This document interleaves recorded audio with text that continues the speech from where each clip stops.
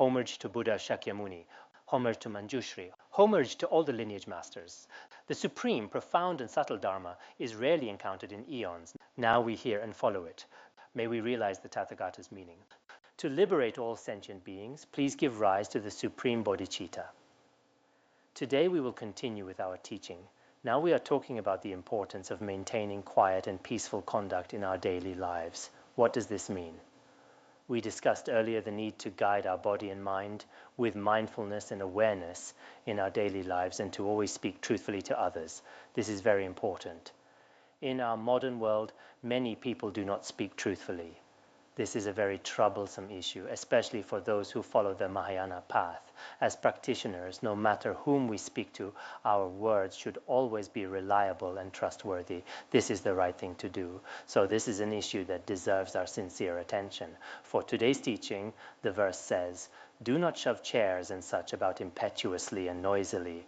Don't violently open doors. Always delight in being quiet."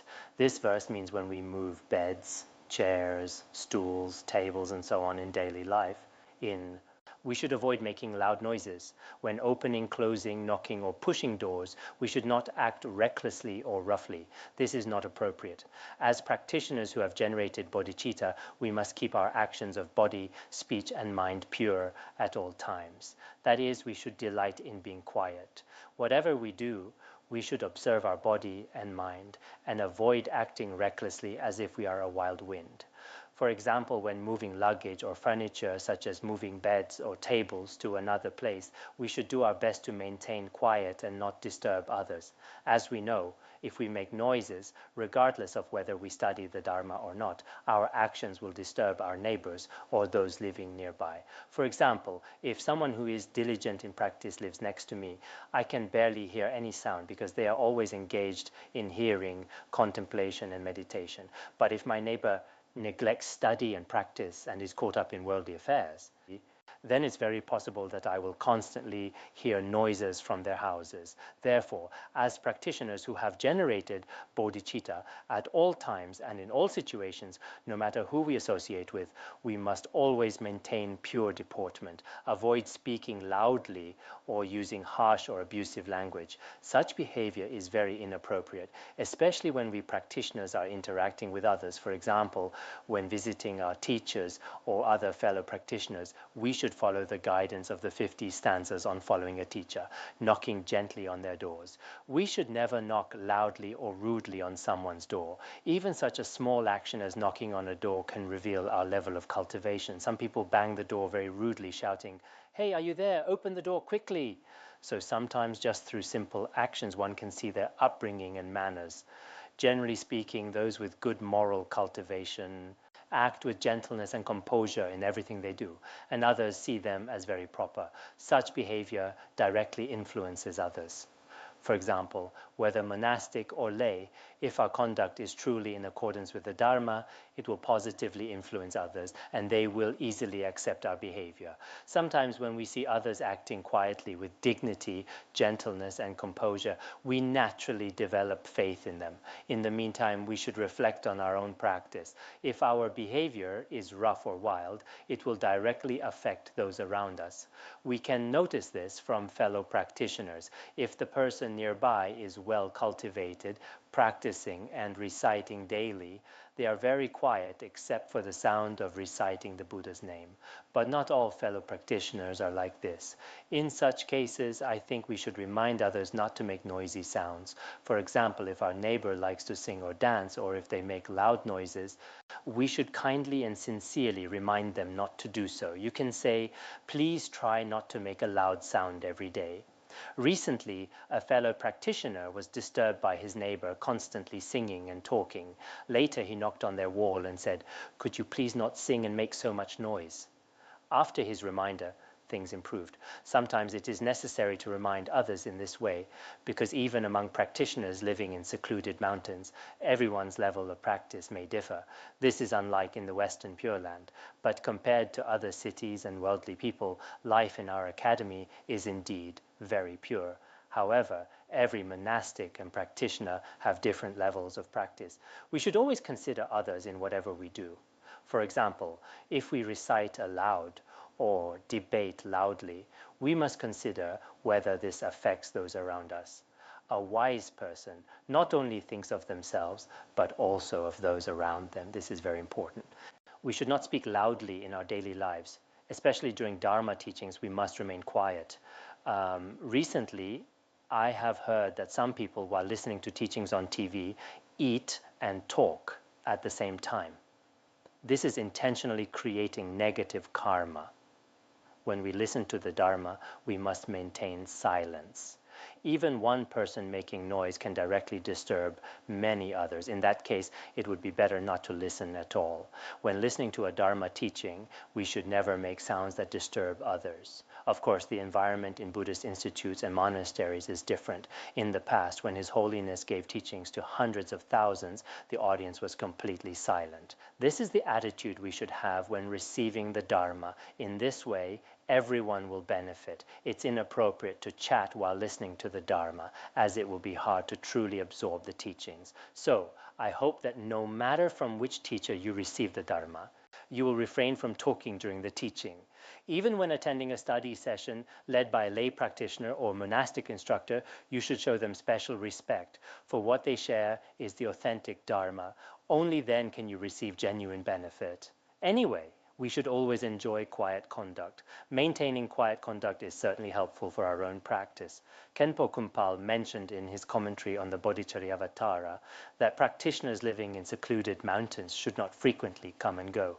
This means a true practitioner spends most of their time is spent in their retreat room practicing. They are nowhere to be seen or heard in public. In contrast, some people are always seen in shops. He came again today, but he didn't buy anything. He's here shopping today, and he'll be back again tomorrow. Even the owners of public phone booths say, that practitioner is on the phone every day. There are such comments. Wandering about like this shows a lack of inner realization. Some people in the city like to stroll around the streets every day, even if they don't need to buy anything. This is not a good habit. As practitioners, unless we have important matters to attend to, we should mostly remain in our own residence and not go out frequently. In short, as Buddhists, we must keep our conduct pure. If our behavior is gentle and quiet, not only does it greatly benefit our own mind stream, but also inspire many non-Buddhists in the world who might be gradually led to the Buddhist path. There is a story from the Buddhist scriptures about Shariputra. When Shariputra was 20 years old, he left his hometown and parents and journeyed from place to place, searching for wise teachers and earnestly seeking the truth. During his quest for truth, none of the non-Buddhist teachings could satisfy him. Later, he established a study group together with Modgalyayana and gathered some disciples, because at that time they think no one in the world could match their wisdom, and no one was qualified to be their teacher. They were quite proud of their own knowledge. It seemed that all the scholars in India were not worth their attention. They thought no scholar could possibly teach them anything. One day, while strolling in Rajagriha, Shariputra saw from a distance a bhikshu named Ashvajit, whose conduct was extremely proper and pure. Bhikshu Ashvajit was one of the first 5 excellent disciples accepted by Buddha Shakyamuni. According to the Vinaya, among all the Buddha's disciples, he was foremost in deportment and dignity. Previously, I also mentioned that another bhikshu called Datta.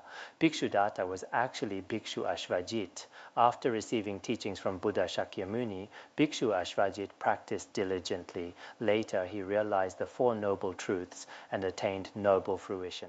His demeanor and conduct were truly dignified, quiet, and gentle. Originally, Shariputra was a bit arrogant and didn't acknowledge anyone to be superior, for he himself was a person of wisdom. But when he saw Ashvajit's deportment, he developed great faith. So he went to Ashvajit and asked, "Venerable practitioner, what is your name and where do you live?" Ashvajit replied in a very proper and gentle manner, "My name is Ashvajit. I live at the Bamboo Grove Monastery, not far from the city." Shariputra then asked, "What is your teacher's name? What does he teach you?" Ashvajit replied, "My teacher is from the Shakya clan, named Buddha Shakyamuni. He taught us the truths of the universe and human life, but as a shallow student, I have not fully realized all the Buddha's teachings. I have only understood some of the teachings that he taught. For example, I have realized the meaning that all phenomena originate from causes, and also that which puts a stop to these causes. I have also realized what the Buddha taught, that all conditioned phenomena are impermanent. They are subject to arising and ceasing. When arising and ceasing come to an end, that peace is bliss. The Buddha's teachings have greatly benefited me. I am deeply grateful for the Buddha's teachings. As soon as Ashvajit finished these words, Shariputra developed immense faith in the Buddha rising from the depths of his heart. Bhikshu Ashvajit's words were like brilliant sunlight shining into Shariputra's heart. It was like a path suddenly illuminated by light within his mind, dispelling all his doubts about the truths of the universe and life. With all his doubts completely cleared away, Shariputra developed extraordinary faith in the Buddha's teachings. He immediately went back and invited Maudgalyayana to take refuge in the Buddha together. After practicing properly, they both attained noble fruition. As we can see, even great sages like Shariputra and Maudgalyayana had pride in their minds before meeting the Buddha. But after seeing the gentle deportment of Buddha Shakyamuni's disciples, they developed faith and later attained realization. This is why the Buddha always emphasized the importance of deportment. Recently, a lay practitioner told me, I used to think that attaining realization was most important and that the patimoksha vows and external deportment were unnecessary. But after studying mindfulness and awareness, I realized that deportment is also very important. He told me this over the phone. I think he was right. We should not neglect the deportment taught by the Buddha. Wherever we are, we should not make loud noises. Some Dharma friends used to pay less attention in this regard, especially when working with others in public. For example, when they participate in group activities, such as unloading goods, all their mindfulness and awareness disappears, and their old habits resurface. At that time, they may engage in conduct that is not proper. This is not the right way. If one truly has some realization of the Dharma, it will be reflected in their physical and verbal conduct. For example, when we see someone, if they have not taken refuge, we can tell they are knowledgeable or not, which is revealed from their words and actions. If someone is studying Buddhism or has ordained, which can also be seen in their deportment. Well, this monastic must be remarkable. Look at the way they speak, walk, and eat. It really inspires faith in others. When we see a monastic with dignified demeanor, we easily generate faith in them.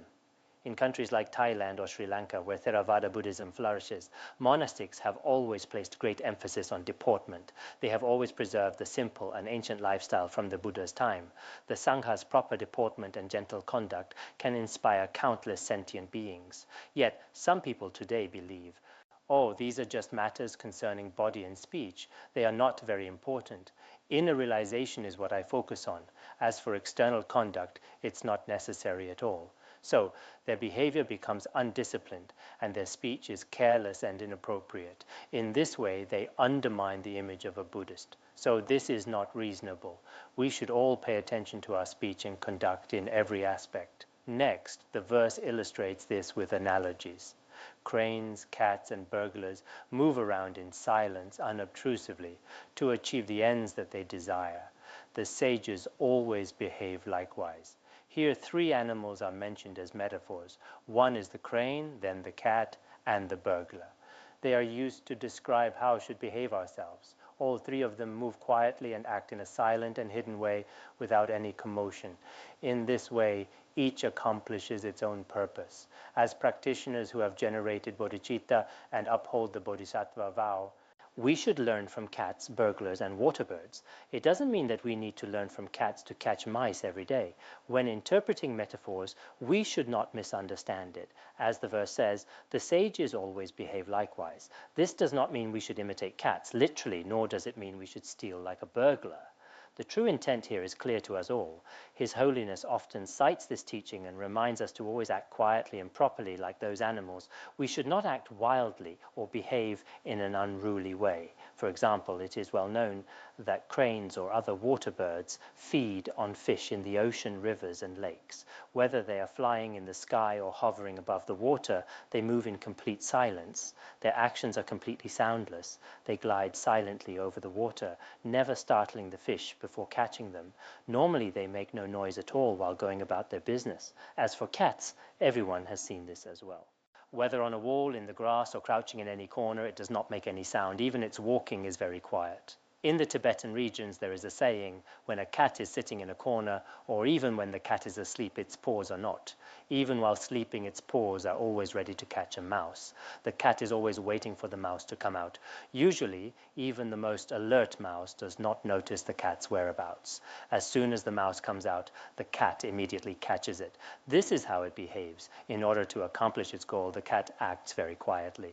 As for burglars, we know that when they set out to steal, they always move in complete silence to avoid detection.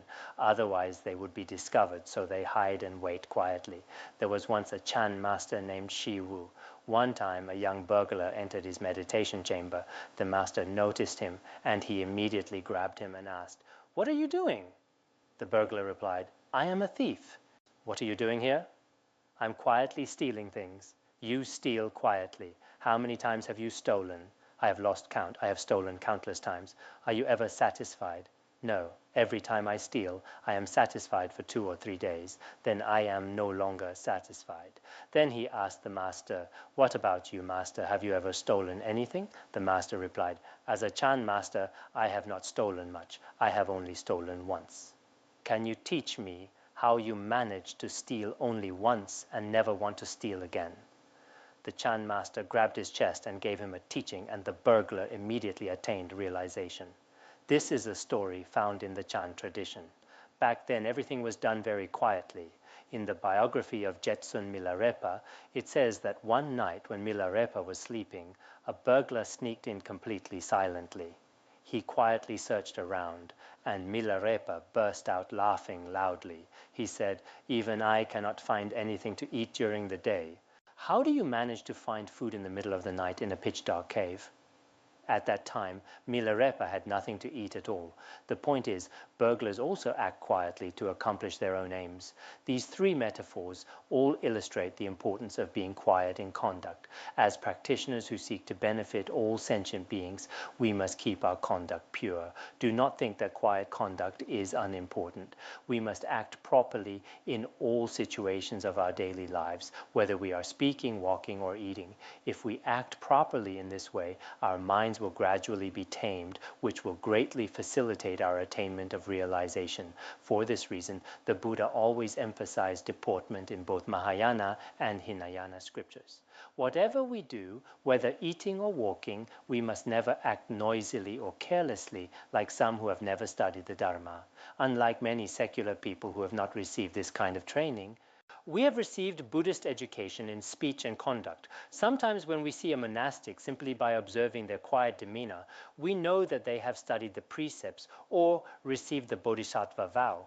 Compared to ordinary people, true practitioners are different in their actions. Never think we can neglect small aspects of deportment. For example, do not think it is acceptable to speak loudly or run about carelessly. It's not a big deal. If we frequently violate small aspects of deportment, it is very likely that we will easily violate more important precepts. Therefore, the Buddha taught in the Nirvana Sutra, "Do not underestimate small faults, thinking they bring no harm." This line means, do not think small faults bring no harm. Even tiny drops of water will eventually fill a large vessel. Even though each drop of water is very small, over time they will fill a large container. Therefore, if we do not value simple deportment in body, speech, and mind, it is difficult to make progress in our practice. Therefore, whenever we do anything, especially in quiet places, we should not disturb our fellow practitioners. I often ask people about this. For example, if someone says, "There is a practitioner living next to me," I will ask, "Does this person affect your practice, and what do they do?" Some people reply, "This person is wonderful. Apart from their own recitation, their home is as quiet as if no one were there." For others, the situation may be different. Their home is always busy with visitors, one after another. Some visitors are not even very properly behaved. There are different impressions and opinions. In the future, do not disturb others with improper conduct. This is my first request. Secondly, try not to speak, walk, and do everything with loud noises. Otherwise, it will affect the entire Pure Dharma Center. Recently, I have called all the taxi drivers in our academy to attend a meeting. Recently, they start to stand by the roadside shouting, "Tu Satar, Tu Drango." Perhaps they are imitating drivers in cities. Sometimes we hear drivers shout for passengers in cities. For example, when we go to places like Lhasa, Chengdu, Dujiangyan, or Shigatse. This is very common in these big cities. Now, many people are driving taxis in our academy. So I asked them to have a meeting the other day and requested that they not shout in the academy, as it disturbs many people. This place was originally very quiet. In some cities, it may be normal to shout to others, but in a pure Dharma center, this is considered noise and is disruptive. As I mentioned earlier, as practitioners, we should not disturb those around us. Now, in society, people may disturb others by producing noise. If people live upstairs or downstairs, are not very considerate, they can often make noise and be disruptive. This causes much trouble for those living nearby. So wherever we are in the future, we should always consider ourselves as well as others. Now let us discuss the next verse. Talking about the principle that we must always be in harmony with others. Ever a student of everyone, respectfully accept advice that's helpful or unsolicited from those skilled in advising others. This verse can be explained in two ways. The first is to explain it with 3 points. First, we should skillfully advise others to do good and avoid evil. Second, when someone offers us beneficial advice, even if we did not ask for it, we should accept it respectfully and with gratitude. Third, as practitioners who have generated bodhicitta, we should always regard ourselves as others' students or as their attendants. We should treat others with respect and care. So, this verse explains these 3 points. The second explanation contains 2 points. For anyone who skillfully advises us to do good or who offer helpful advice without being asked, we should treat them with sincere respect, and we should always be willing to serve others. This is another way to explain it. Those skilled in advising others has 2 meanings. One is that we should be receptive when others kindly advise us. For example, if someone kindly advises us not to create negative karma, not to kill, not to lie, or encourages us to study the Dharma diligently, we should accept their advice. Do not think, "Who is this person telling me what to do? He cannot even manage himself. I don't need to listen to him."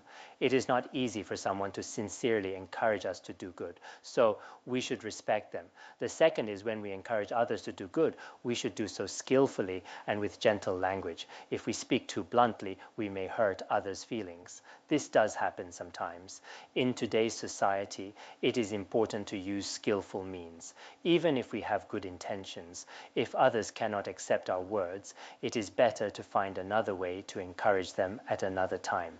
In this way, they can gain true benefit. Of course, we do not possess the extraordinary skillful means of the Buddha. The Buddha can guide any sentient being with different and suitable skillful means. In the Buddha's biography, it records such stories. For instance, there are stories about the Buddha guiding Matanga's daughter. Matanga's daughter fell in love with Ananda and tried to enchant him with spells, but she failed. The next day she dressed in new clothes and adorned herself with garlands of flowers and waited for Ananda at the road where he would pass by. When Ananda came out, she chased after him. Ananda was very frightened as she chased him. She kept chasing him until they reached the monastery. Ananda returned to the monastery and told the Buddha, "Matanga's daughter is here. Buddha, what should I do?"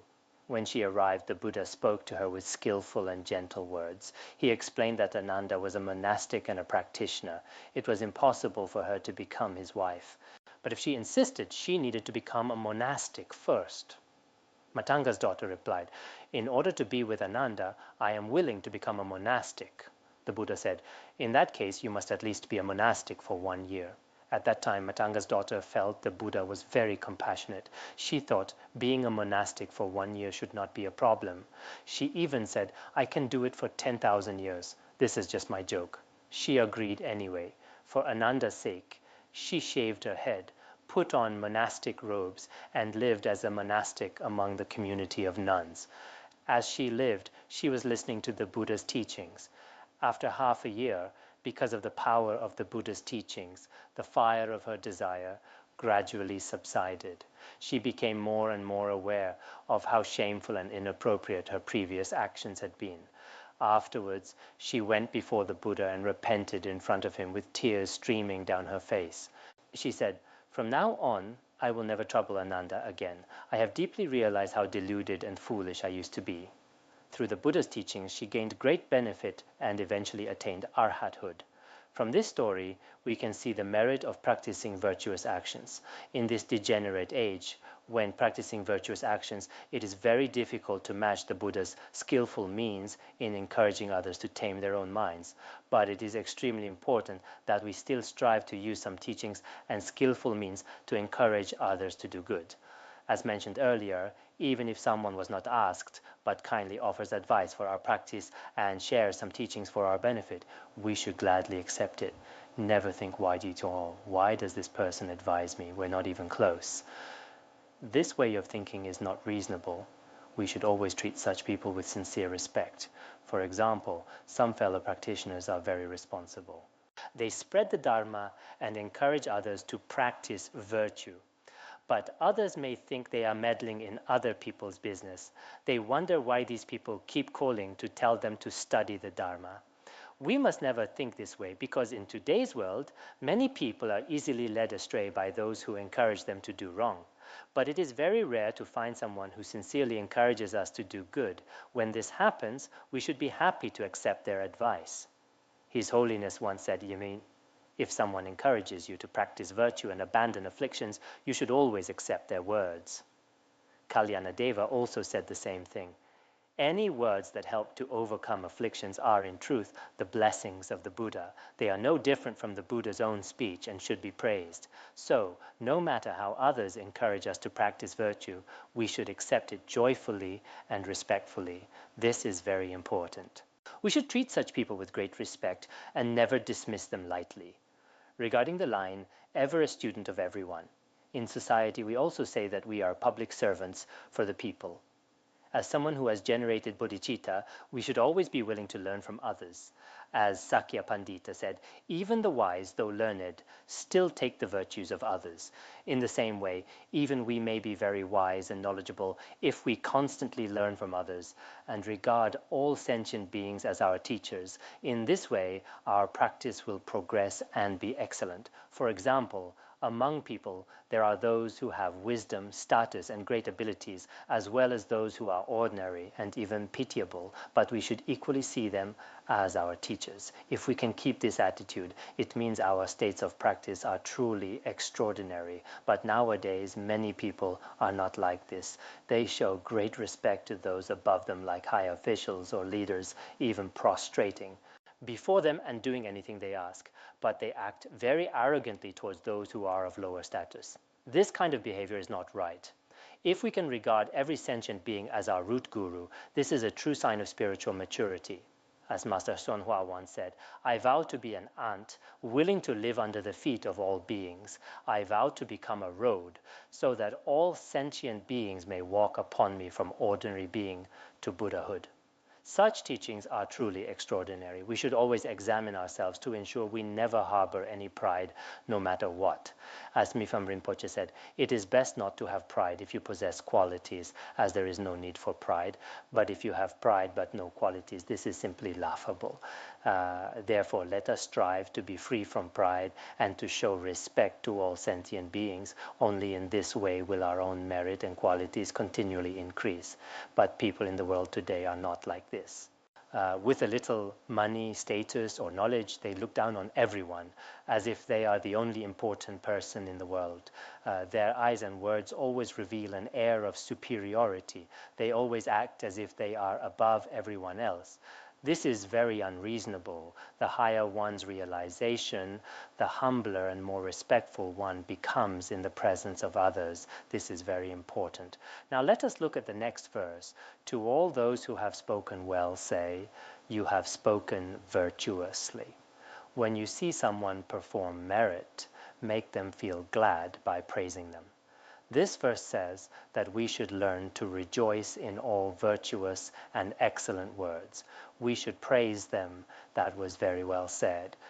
Whether it is the words of the Buddha in the sutras, or the teachings of great masters in the commentaries, or the instructions passed down by the lineage masters in different ways, we should sincerely praise them. For example, we should praise how wonderful this treatise is. Such teachings are truly remarkable.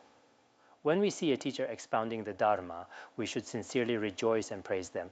This teacher is truly remarkable. You have taught us so well. Nowadays, with the advancement of technology, we can listen to the teachings of many teachers in many ways. For example, through DVDs and VCDs, we can receive many Dharma teachings from many teachers, both at home and abroad.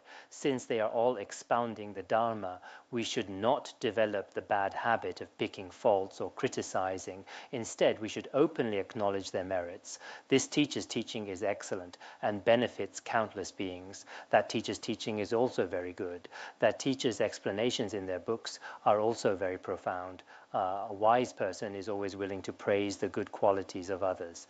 Sakya Pandita said, "The wise praise the qualities of all noble beings." It is like the fragrance of sandalwood from Mount Malaya being carried by the wind in all directions. In contrast, the foolish only wish to praise themselves and are reluctant to acknowledge the good qualities of the wise ones.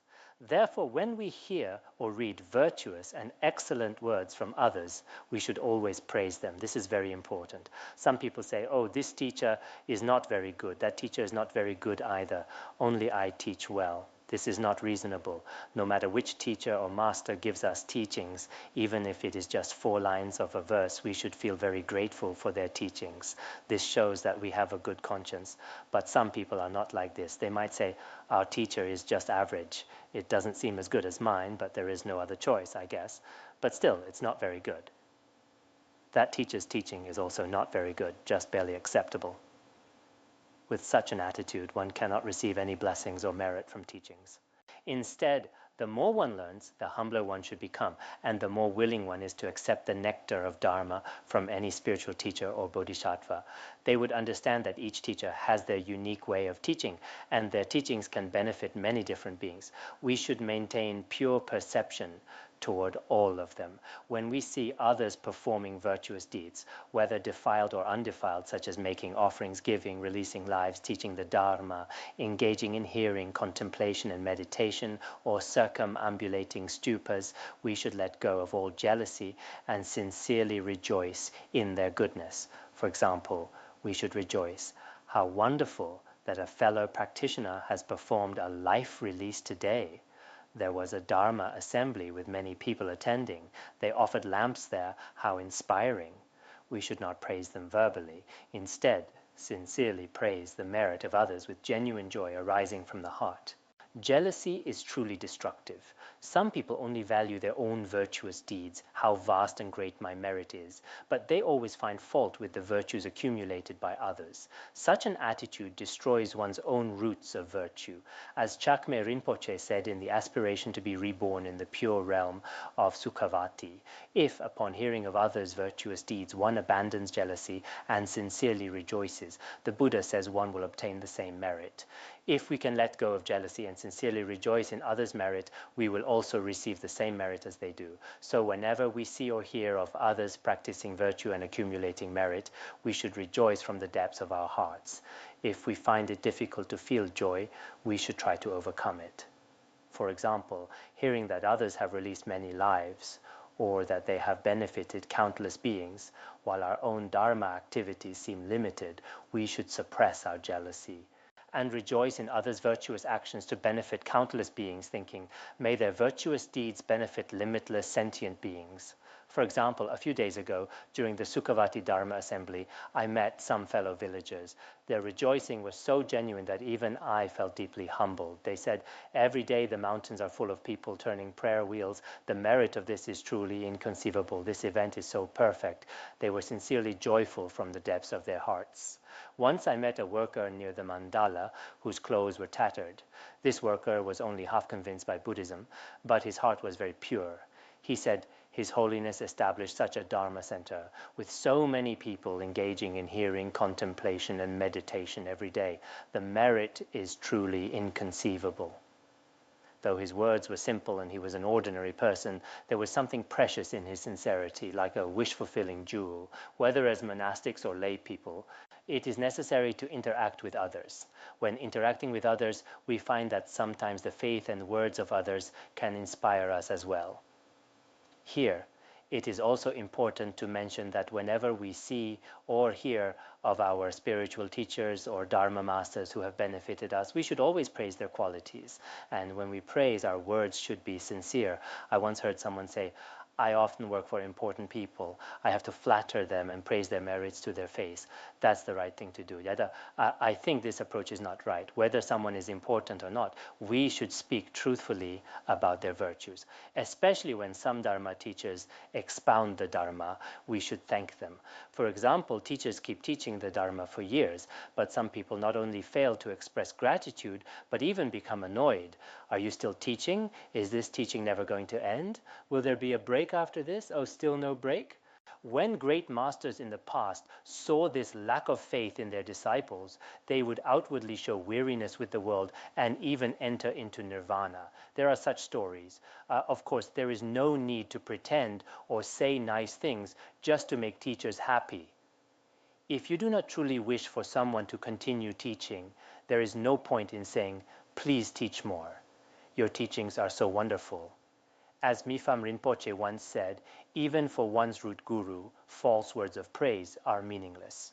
If you do not have genuine faith in the Dharma and your teacher, flattering words are not very meaningful. We should sincerely praise teachings and the qualities of great masters. This is the main point regarding the verse. Now we come to the last verse for today's teaching. Speak of good qualities discreetly, repeat them when they're spoken of. When someone speaks of your good traits, understand they know qualities. This verse means it is best for us to discreetly praise the virtues of others, their hearing, contemplation, and meditation, their Dharma activities in benefiting beings, their personal qualities, and so forth. Why do we say it is best to praise others discreetly? Because open praise can easily turn into flattery. Many people enjoy being praised directly, but praising face-to-face may not always be helpful. For those whose practice is not yet stable, they may give rise to pride hearing such praise. So praising them to their face is not appropriate, but if someone's realization is quite good, it doesn't matter whether you praise them in person or not. Generally speaking, it is best to praise others behind their back. At the same time, when we hear others praising someone's good qualities, we should join in and gladly praise their qualities, saying, yes, what you say about their qualities is true. This person really is remarkable. We should never try to undermine others. For example, while two people are praising someone's qualities, you say, I know he doesn't really have those qualities. Don't praise him. He is actually a bad person. I knew long ago what kind of person he really is. There is a story in the Vinaya about a bhikshuni named Patakara. She once heard another bhikshuni praising Bhikshuni Khema. Bhikshuni Khema is truly remarkable. Among the Buddha Shakyamuni's disciples, her conduct is extremely gentle and her deportment is very dignified. When Patakara heard this, she said, what's so great about her? Didn't you hear she once ate human flesh? Then the bhikshuni praised another, saying, Mahaprajapati's conduct is truly remarkable. She is the Buddha's aunt. She also achieved great accomplishments in her Dharma practice. Patakara replied, what's so great about Mahaprajapati? She had improper conduct in her early practice, and when she became a monastic, her preceptor and acharya were not all present. Then another bhikshuni praised Bhikshuni Utpalavarna, saying, Bhikshuni Utpalavarna is truly remarkable. She is foremost in miraculous powers among all bhikshunis. Patakara said, what's so great about Bhikshuni Utpalavarna? Wasn't she a prostitute in the past? and so on. Even now, when some people hear others praising a teacher or a fellow practitioner, they immediately try to undermine it. They say, "That's nothing. You don't know what this person is really like. This person is actually very bad." By doing this, not only do they fail to rejoice in others' merit, they also destroy the pure perception of everyone present. Such behavior is unwholesome.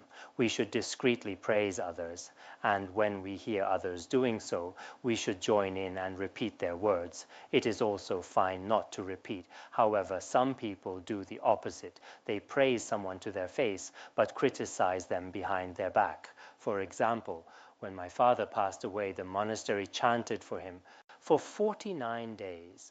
During that time, I stayed there with another Dharma teacher for a few days. My uncle, Sota, and an elderly man would sit together in our tent. While they were sitting, they kept praising each other. They said, "You must take care of your health. When you eat, be careful with your food.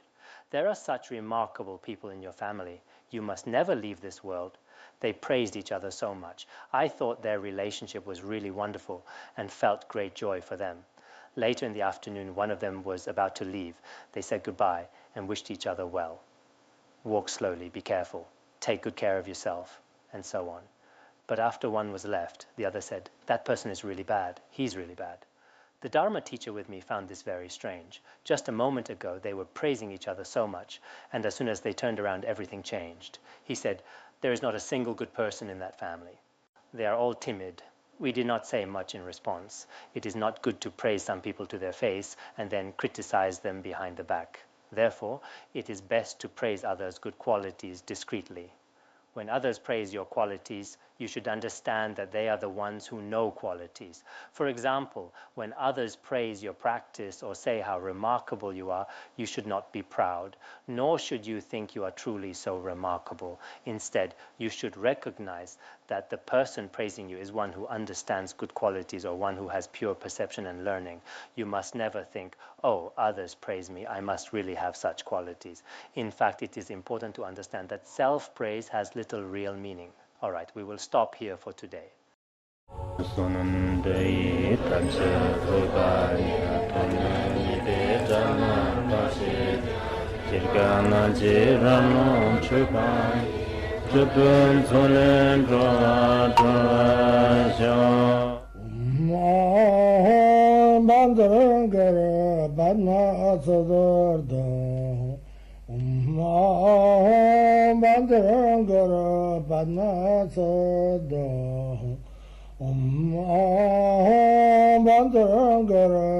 Bandara